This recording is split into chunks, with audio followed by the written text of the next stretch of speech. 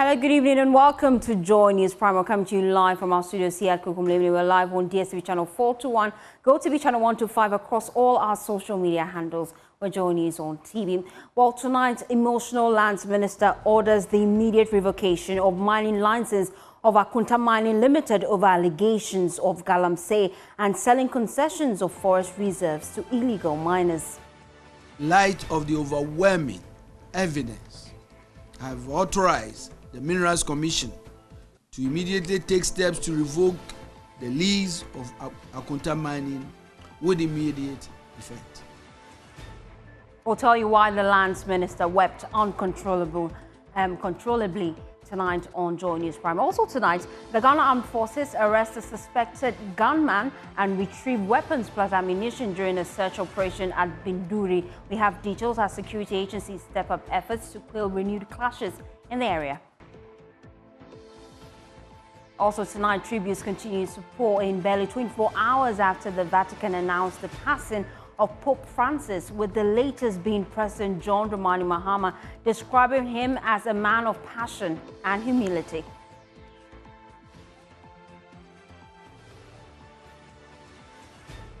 And later in Prime Business,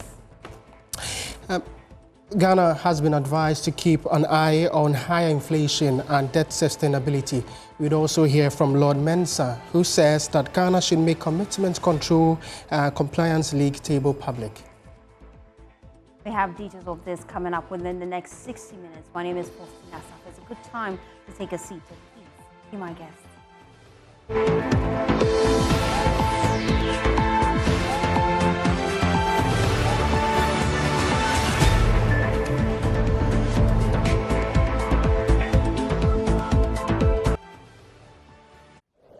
We start with the Ghana Armed Forces because they have arrested a suspected gunman and retrieved weapons and ammunition during a cordoned search operation at Binduri Central Market in the Upper East region.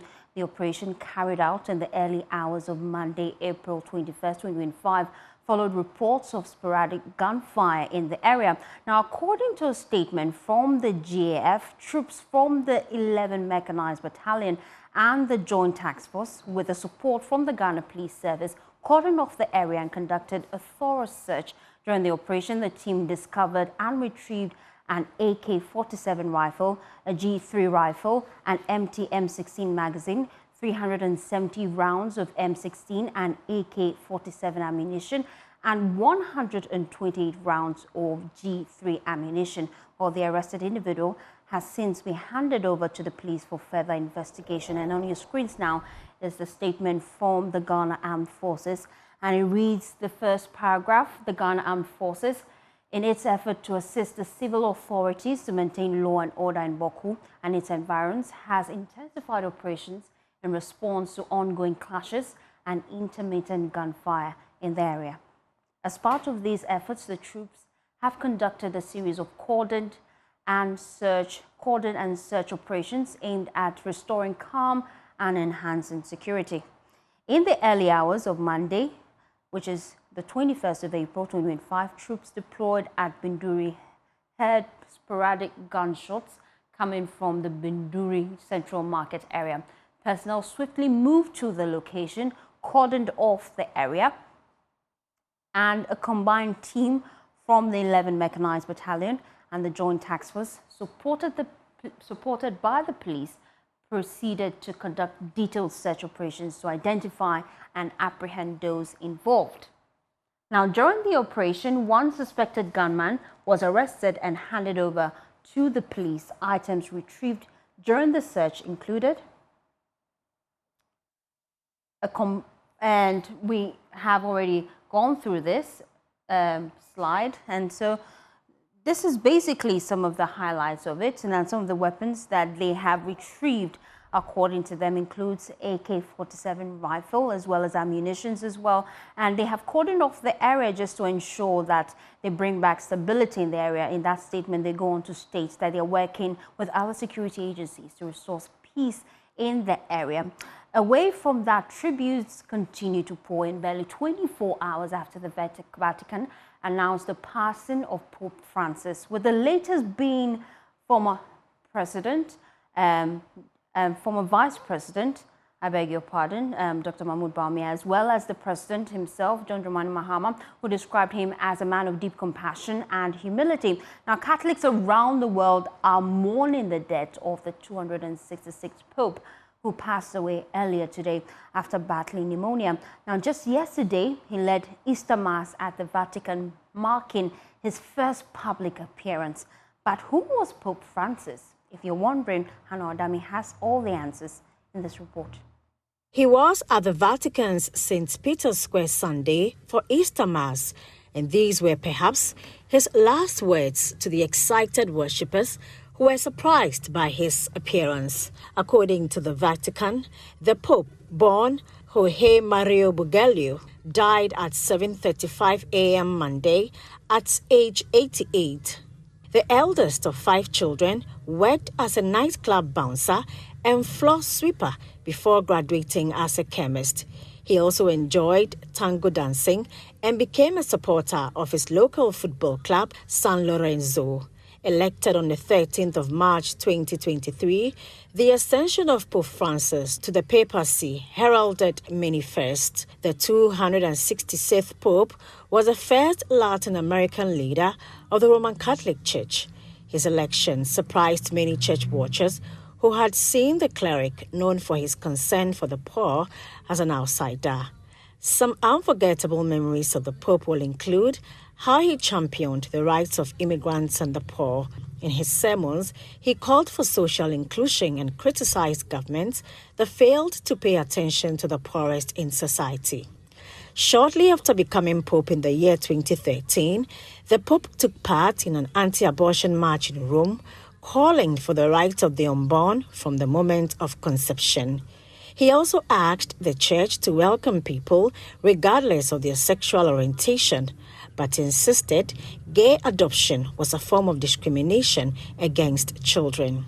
The Pope resisted the ordination of women, declaring that Pope John Paul II had once and for all ruled out that possibility. He shunned the papal limousine and insisted on sharing the bus that took other cardinals home. He described this as his way of favoring humanity. Also, to eschew what he calls the trappings of a senior cleric, the Pope usually flew economy and preferred to wear the black gown of a priest rather than the red and purple of his new position. Pope Francis chose to receive his cardinals informally and standing rather than seated on the papal throne. As Pope, he made great efforts to heal the 1,000-year rift with the Eastern Orthodox Church. He therefore worked with Anglicans, Lutherans, and Methodists. And in the year 2014, he persuaded the Israeli and Palestinian presidents to join him to pray for peace. As a Spanish-speaking Latin American, Pope Francis provided a crucial service as mediator when the U.S. government urged towards historic agreement with Cuba. Pope Francis has suffered a number of health issues throughout his life, including having part of one of his lungs removed when he was 21 years old. And in recent months, he's struggled with his health, having spent 5 weeks in hospital with pneumonia in both lungs. His death comes one day after a brief appearance before thousands of Catholic pilgrims gathered at St. Peter's Square for a Vatican's open-air Easter Sunday Mass. Well, President John Dramani Mahama, as I told you earlier, in a Facebook post, extended his heartfelt condolences to the Roman Catholic community. And that's coming up on your screens right now. It says, the world woke up to the sad news of Pope Francis's passing. On behalf of my family and the people of Ghana, I extend my heartfelt condolences to the Roman Catholic Church and all Catholic faithful in Ghana during this time of profound grief. I fondly remember visiting the Vatican with my wife, Lordina, where we had the distinct honor of meeting Pope Francis. His legacy of compassion, humility, and commitment to social justice will continue to inspire generations. His leadership and advocacy for the poor and marginalized resonate deeply. May his soul rest in perfect peace. While the former Vice President, Dr. Mahmoud Bawumia, also eulogized the late Pope Francis in a social media post and that is also coming up on your screens right now. It says that it is with deep grief that I learned of the passing of His Holiness Pope Francis. The late Pope was a man of unwavering peace and compassion. He lived a life of inclusivity and inclusiveness and humility, which was admired by many around the world. When I visited him a year ago, he left such a remarkable impression on me as one whose true essence and outlook on life was to live pure and right. I joined the Catholic community in Ghana and worldwide to mourn his passing, and he goes on to say this huge loss. Next paragraph, he says, please accept my most sincere condolences. May his legacy inspire us as we continue to pursue our individual mandates on earth. So it's quite an emotional day for the Catholic community. They have expressed shock and sorrow over the news. Reverend Matthew Jenfi, the president of the Ghana Catholic Bishop Conference, shared the sentiments of the community earlier on the pulse. Receive it with shock and with sorrow. Of course, we knew the Pope has not been in the best of health conditions for the past couple of weeks, and he's also advanced in age. So somehow you were expecting this, but when it does happen, it is a big blow. So it's a big shock to us, to the entire Catholic Church in the world, and also to the Catholic Church in Ghana, and I believe all of Ghana and the whole world. We have lost a great spiritual leader that we are very, very difficult to replace. We can also listen to some Catholics who spoke to Joy News after Mass earlier today at the Holy Spirit Cathedral. Francis, I remember him for his humility, his love for the poor, and then his desire to open up the church. So that is one, these are the things that I will remember him for, as far as his papacy is concerned. And we believe that God will grant us a worthy successor to continue his legacy for the church. How I feel as a Catholic, actually, I had it on my way coming, being broken as the breaking news from Joy. I'm sad. I would like to. I was screaming in the car, very sad. There were tears in my eyes, and I prayed to God that he should receive his soul because he's been a very wonderful Pope. We are supposed to have our picnic today, so it's like a kind of a mourning and happiness. But I believe Pope Francis will want us to celebrate him and celebrate this day because he's kind of a person who loves to and celebrate Christ's risen, and he died at a very right time. So I believe that we will try our best to manage both. Losing a very good leader is really good. He's a very good leader for all Catholics.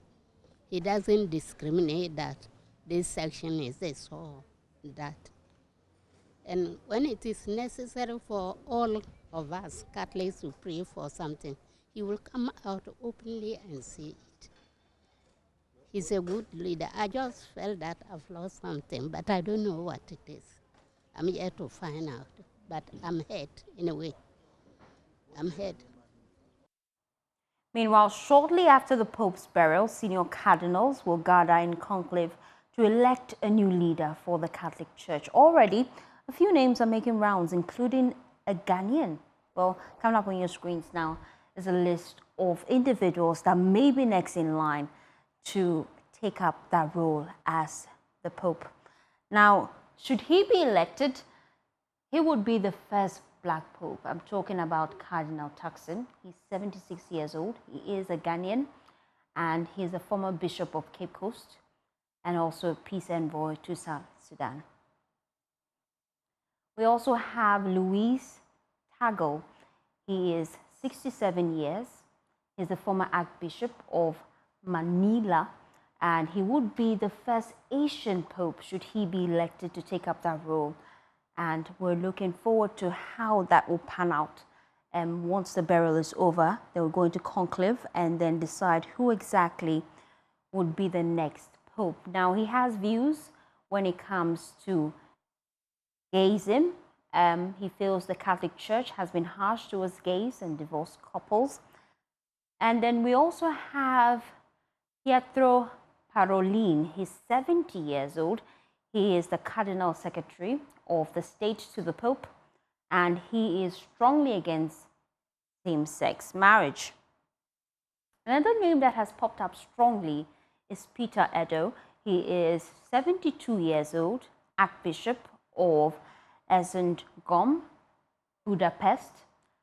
He's a deep conservative, and he's also against divorce and or remarrying.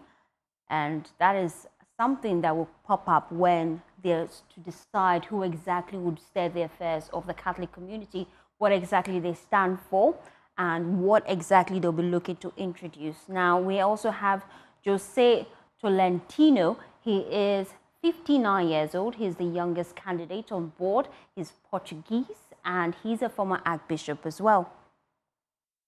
We have Matteo Zuppi. He is 69 years old, Archbishop of Bologna, and he is a Vatican Peace Envoy member for Ukraine. We also have Mario Grech. He is 68 years old. He is the former Bishop of Gozo.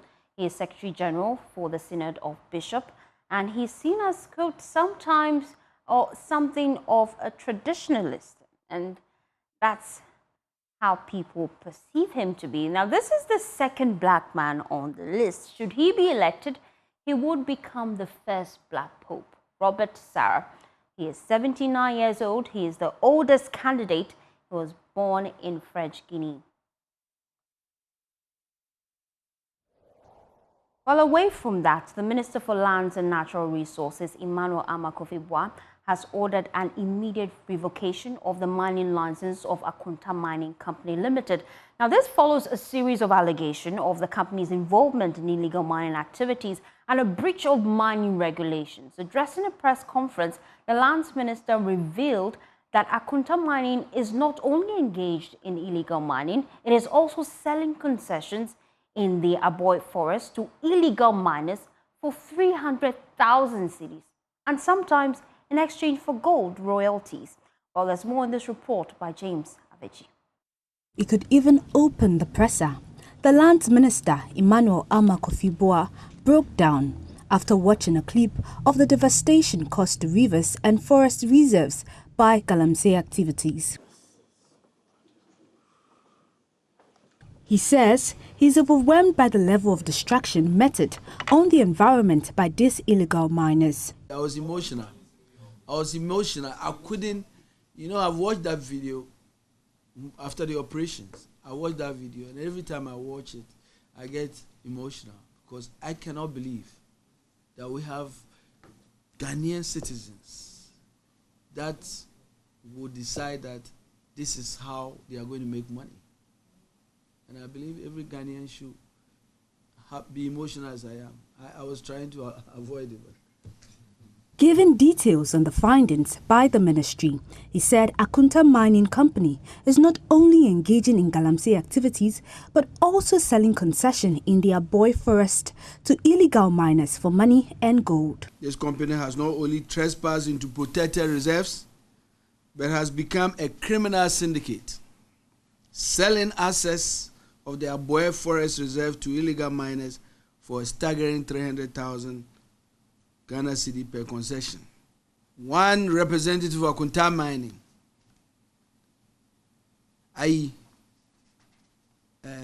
is the liaison of these dealings. He serves as the gatekeeper, negotiating fees and granting illegal access. The concessions are then subleased to individuals like one Mr. Henry and another individual identified as Shak, who are to oversee the devastation of the Aboy Forest Reserve and the Tano River. As part of the agreement between Akonta Mining and the illegal miners, a weekly royalties of 250 grams of gold are to be paid to the company, lining the pockets of Akonta's collaborators. Another breakthrough revelation is that this criminal enterprise thrives because of the active collusion and connivance of some forestry officers and some security personnel. Here is how it works. Part of the 300,000 Ghana cedi fees goes to the Akonta Mining, a portion goes to Sahari and Shak and their cohorts, and another portion goes to the forestry and security officials, according to investigators. These officers take a cut as a service charge in exchange for protection and tip-offs in the event of an impending raid. He has ordered an immediate revocation of Akonta Mining's license and interdiction of all persons involved in this illegality. In light of the overwhelming evidence, I have authorized the Minerals Commission to immediately take steps to revoke the lease of Akonta Mining with immediate effect. I've directed the Forestry Commission officials connected to these illegalities be immediately interdicted pending further investigations and prosecution. Security agencies have been notified to investigate security officers who have had dealings with Akonta Mining in this particular forest reserve. Providing some updates on the ongoing police clampdown on Galamsey activities, the minister said at least 51 persons have been arrested with excavators and a number of ammunitions. The operation in compartment 19, which began at 5 a.m. on that day, lasted for a whopping 12 hours. And the last 3 days has also continued. So far, 51 arrests have been made, 8 Chinese national, 39 Ghanaian, and 4 women. So far, we have seized about 30 excavators. 5 have been required impounded at the operation base. 2 pump action guns loaded with 5 and 2 rounds of BP cartridges each. 1 single barrel gun retrieved. We have confiscated 2 Toyota Hellos pickups, 1 Toyota RAV4, 4 motorbikes, and a cache of mining equipment. All suspects have been transported to Accra and in the custody of the Ghana Police Service pending prosecution. Meanwhile, calls still persist for government to halt the deportation of foreigners involved in Galamsey and allow them to stand prosecution. James Avaji's report read to you. Well, let me take you now to Pandai, where a group calling itself the Aggrieved and Concerned Youth of the NDC in the area have expressed their frustration over unexplained delays and alleged irregularities in the process of the nomination of a DC for the area. The youth are questioning the party's leadership's actions and transparency. Convener of the group, Solomon Nambu, alleged that they have information there were schemes to sidestep 3 individuals who qualified for the regional vetting for one of the failed aspirants at the regional vetting. Martina Bugri has more from that press conference.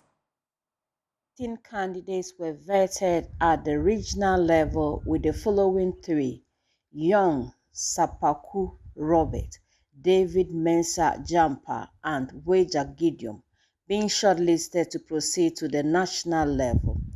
Currently, the Pandai district nomination of a DC is on hold. But addressing a press conference in Pandai, the youth said they have information some 3 persons are attempting to smuggle into the list of the 3 nominees a certain applicant who was not shortlisted at the regional level. The convener of the group, Solomon Nambu, said they are demanding an explanation on why there is a delay in the nomination of a DCE. The national vetting process has been unjustifiably halted without any official communication or explanation to the party members and stakeholders in Pandai. This unexplained delay has halted development within Pandai district and fueled widespread suspicions and anger among members and their stakeholders who fear that the party's internal democracy is being undermined by a few self-serving individuals. On keeping the good people of Pandai awaiting in abeyance, the concerned youth of the great NDC deemed it prudent to meet with the constituency chairman to know the reasons for the unexplained delay in the appointment of the DC for the Pandai district. On that account, a meeting was convened at the party's office on Tuesday, 15th April 2025. To the utmost dismay of the youth, The chairman, in an absurd and a condescending manner, told the peeved youth he would not have honored the invitation if he had known the agenda for the meeting earlier. He said they are also demanding the DC be picked from the 3 shortlisted from the regional level. A surprising revelation was laid bare by chairman, which took everyone present there aback when he was asked about the state of the 3 individuals who were shortlisted. Shockingly, chairman claimed he was never aware of any shortlisted individuals and further asserted that constituency chairmen are never consulted in the vetting processes. How can you be a panelist and can't tell who were qualified or otherwise from the regional vetting? Was it the same 17 individuals who filed that proceeded to the national level for the final vetting, or some 3? We want to bring to the attention of those individuals that whatever orchestrations they are engineering, we are fully aware, and we will stand up to them and resist vehemently. Sure.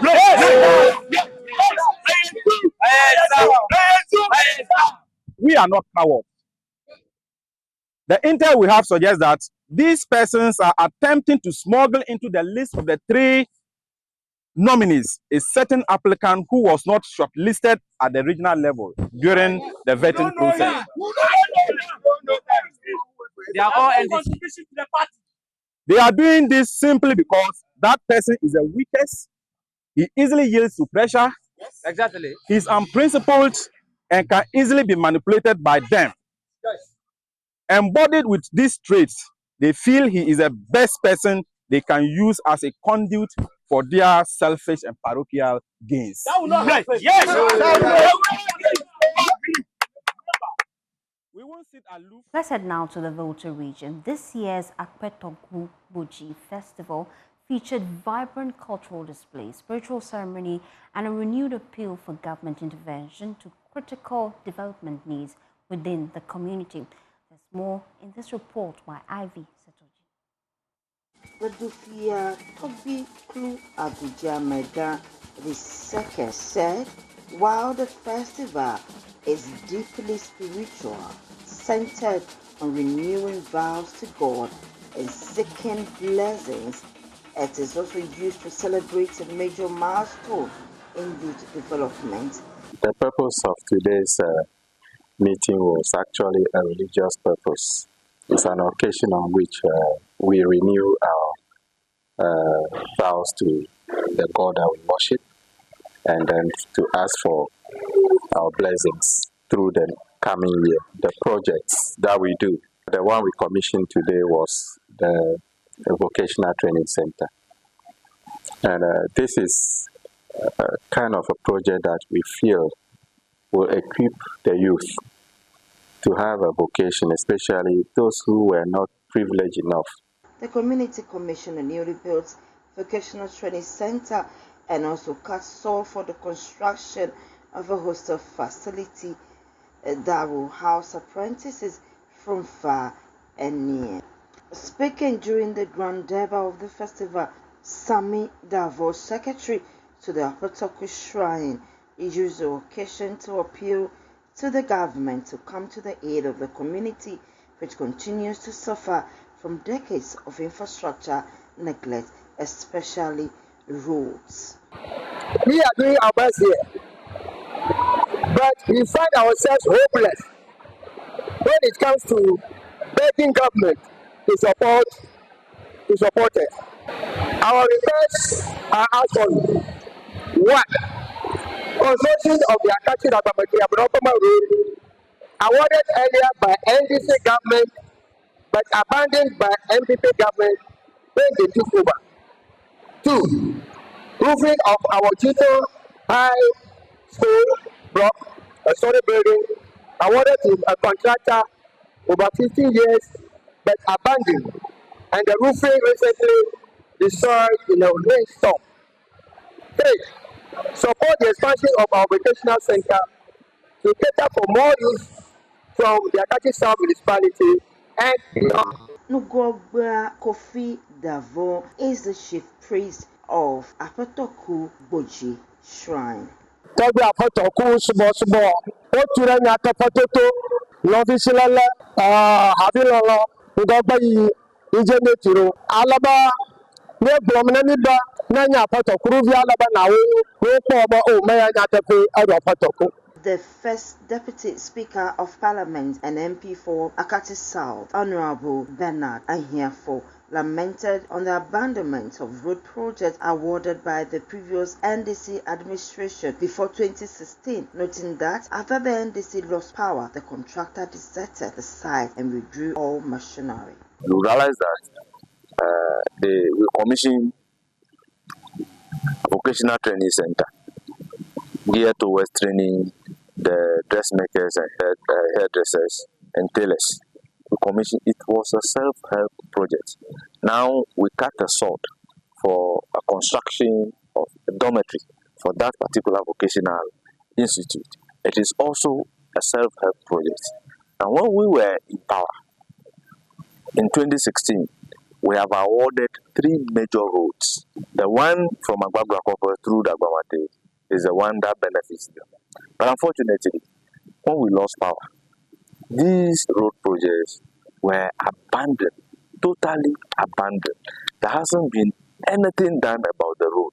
Now, having come back to power, I'm doing everything possible, engaging the minister responsible for roads and highways, so that we can bring that particular contractor back to site to be able to do these roads. So that is the only thing that they are asking for. So if there is a community doing their own project, establishing their own school, establishing their own clinic, establishing their own hospital, and the only thing that the government is doing for them is a road passing through the community, why should that road be abandoned? Ivy Setoji, Joy News, Dagbamate. You're still watching Joy News. We'll be back with business. Please stay tuned.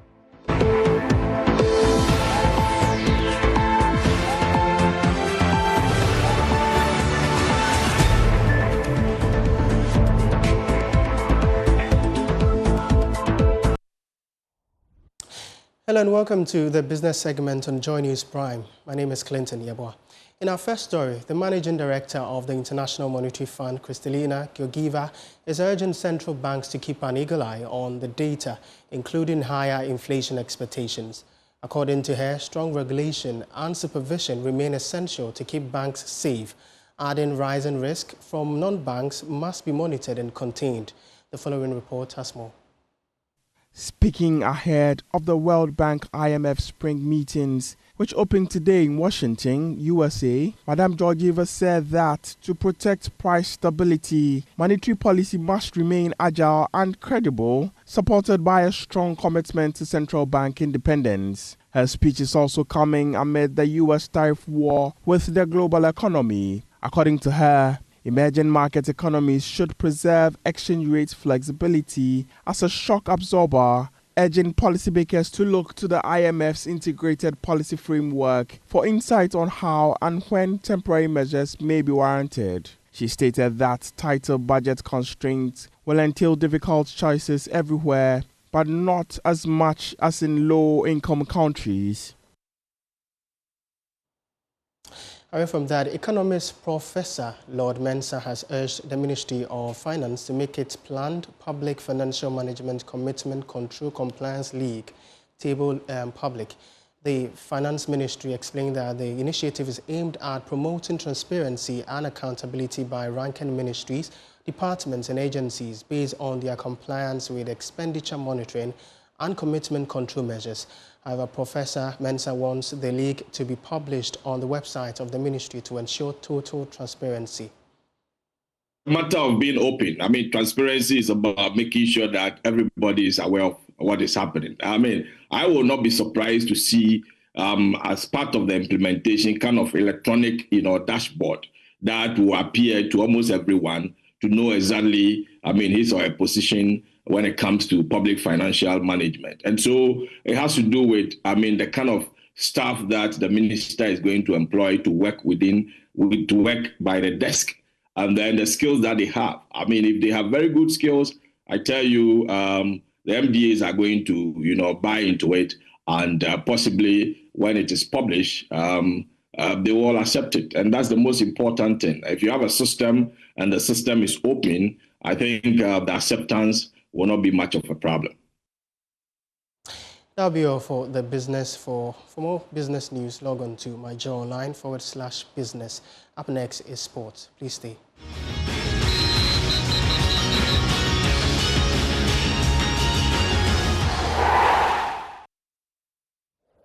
A time now to bring you Prime Sports with me, Muftau Nabila Abdullah. Former Black Stars assistant coach Maxwell Konodu says his goal is to win the African Cup of Nations for Ghana. Speaking on Prime Take, he also touched on the performance of Otuado, who is the current head coach of the Black Stars, during the qualifiers for the African Cup of Nations. And he believes that Ghana could be qualifying to the next edition of the FIFA World Cup in Canada, Mexico, and the USA.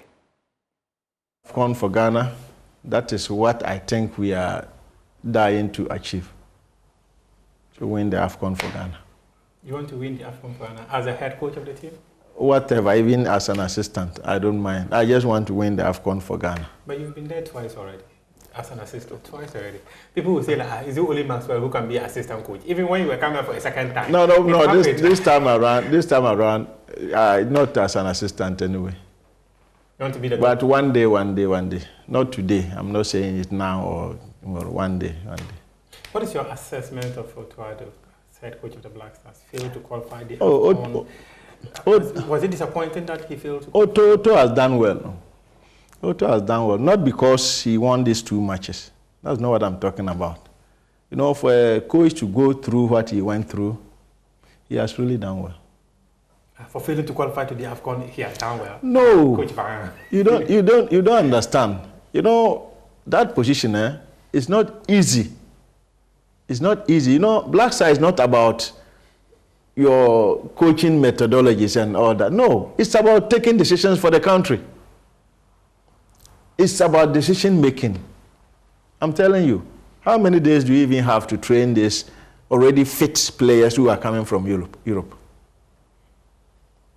It's decision making. At that level, it's about making strong decisions. Were you disappointed Ghana failed to qualify for the AFCON? Oh, at least, yes, I'm a Ghanaian. I wasn't happy. But I'm saying Otto has done well because of certain decisions that he had to take, whether it went wrong or he was correct.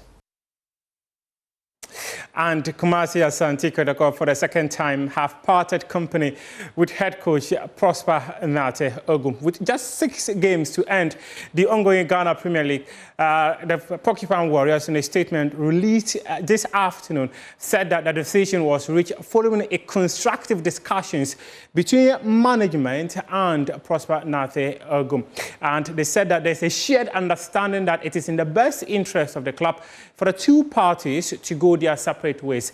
Ogum's sacking follows a 2-0 loss against Nations FC on Sunday in the Ghana Premier League. The defeat was the second in a row for Ogum's Kotoko, who are also winless in 4 league matches. Confidence in Ogum hit an all-time low after Sunday's loss left the Porcupine Warriors in a 4th place with 47 points, 6 behind league leaders Bibiani Gold Stars. Nations FC win on Sunday was their second of the season against the Porcupine Warriors as they completed the double over the current, which is the current Kotoko run is the second that they've had this season following their poor start that they had earlier. And many would recall that Prosper Nate Ogum won the Ghana Premier League for Kumasi Asante Kotoko about 3 seasons ago under the tutelage of Nana Yaw Amponsah. And in that period, which was in 2022, a report has suggested that he and management could not work together following a meeting, and hence the decision to part company. However, he came back after Nana Yaw Amponsah was relieved of his duties as the Chief Executive Officer of Kumasi Asante Kotoko. Now, let's talk about some African football, which will be happening in Accra later this week. The Confederation of African Football held a draw for its under-15 girls and boys competition, which will be happening at the University of Ghana Sports Stadium. Former Ghana captain Asamoah Gyan, who is one of the ambassadors chosen to teach the kids the rudiments of football, says that It is important this competition is organized by CAF because it is the base for grooming the next generation of stars. To CAF for this initiative. It's going to help this generation to benefit. We don't know we're going to get a lot of stars in the near future, you know, talking about the boys and the girls. It's great for the media. It's going to boost their experience. You know, when you start at that early, everything is start from that foundation. When you have a strong foundation and then you get to that level, it's going to help with all the aspects of the game. You know, talking about the coaches, you know, I think journalists and etc. So it's going to help to boost their experience till they get to where they want to be. At the age of 18, maybe they've had like 5 years experience in journalism and coaching and everything, even in refereeing, you know, so it's going to help us. Yeah, it's a motivation to them. Well, we went to visit them this morning and they were very happy. You know, most of the African players were a bit naive because, you know, of their age, they don't remember their faces. But of course, our team, the Ghana team, were able to recognize me, of course, and then they were so happy. And then they were saying they were going to win it, and we encouraged them to win it. And they said they're going to win it, so we just support them. Personally, I can't wait to be there. I'm going to be there throughout the competition and to support these kids because we are their role models, and we are also here to support them. So talking about grassroots football, I'm 100% in support, and we do everything possible to make it a success.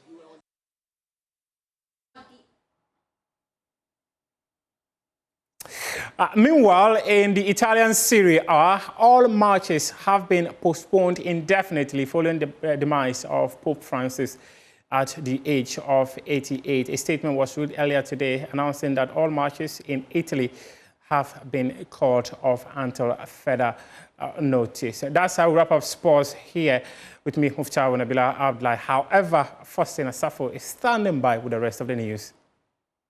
Indeed, I am. And I was just blown away by how you do it all the time. And that's how we wrap up the bulletin. For more news, please log on to myjoyonline.com. My name is Faustina Safo. Have a pleasant day as you enjoy the rest of our program.